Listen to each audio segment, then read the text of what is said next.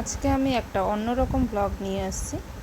আজকে হলো বাৎসরিক বিপত্তারিণী পুজো, যেটা আমার শাশুড়ি শ্বশুরবাড়িতে হয়। শাশুড়ি প্রতি মাসে একটা করে বিপত্তারিণী পুজো করে, তো আমি সেটাই বাৎসরিকভাবে একটা করি। তো শ্বশুরবাড়িতে গেলে আমি শাশুড়ি একসাথেই করতাম, কিন্তু কোনো কারণবশত শ্বশুরবাড়িতে যাওয়া হলো না, তো এই জন্য আমাকে এখানে একাই মন্দিরে করতে হচ্ছে। ননদও আছে, ননদ তার বাড়িতে করছে পুজোটা, তো ননদের বাড়িতেও আমরা যাব। আমি আমার মন্দিরের পুজোটা আগে শেষ করে তারপরে ননদের বাড়ির উদ্দেশ্যে রওনা দিব। তো দেখো তোমরা সবাই, পুজোটা হচ্ছে, অনেকেই বিপত্তারিণী পুজোটা করো, আমার খুব ভালো লাগে পুজো অর্চনা করতে। তো আমি এটা এসেছি পশ্চিম ভক্তিনগর কালীবাড়ি। ঠাকুরমশাই খুব ভালো পুজো করেন। তোমরা যদি চাও তো এই মন্দিরে যে কোনো পুজো দিতে আসতে পারো। আমার বাড়ির থেকে খুব একটা দূরে নয়, সামনেই। তো এখন চলছে হচ্ছে ঠাকুর পুজো, আমার পুজো চলছে, নিবেদন করছে ঠাকুরমশাই। তা আমি এখানে মেয়ের হাতে খড়িও দিয়েছিলাম। তো আমার চেনা জানা ঠাকুরমশাই খুব ভালো পুজো করেন, দেখতে পারো। পুজো চলছে, অঞ্জলিও দিয়েছি। আর তো আমি যখন পুজো দিচ্ছিলাম তখন কেউ ছিল না বলে খুব শান্তিমতো পুজোটা দিতে পেরেছি। ভিড় হয়ে থাকলে দেওয়া যায় না। তো আমি এখন বেরিয়ে পড়েছি ননদের বাড়ির উদ্দেশ্যে।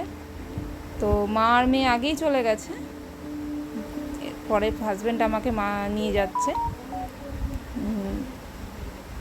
এখন পৌঁছে গেছি ননদের বাড়িতে। দেখো, তো ওর বাড়িতেও পুজো হচ্ছে, আগেই বলেছিলাম ও বাড়িতেই পুজো করে। তো মাও খুব সুন্দর, বিপত্তারিণী মাও খুব সুন্দর করে সেজে উঠেছে, খুব ভালো লাগছে দেখতে। দেখো, ও পুজো করছে, ও ঘরেই পুজো করে, নিজেই পাঁচালি পরে পুজো করে। তো সব ও যেহেতু উপরে জায়গাটা একদমই কম, তো সব কিছু নিচেই রেখেছে। নৈবেদ্য সাজানো আছে, এদিকে ফলমূল, সেদিকে পান সুপারি, এদিকে পাঁচালি পড়ছে, পাঁচালি পরে পুজো করে। তো পুজো চলছে। আমার পুজোটা আমি সকালবেলায় দিয়ে চলে এসেছিলাম। দেখো,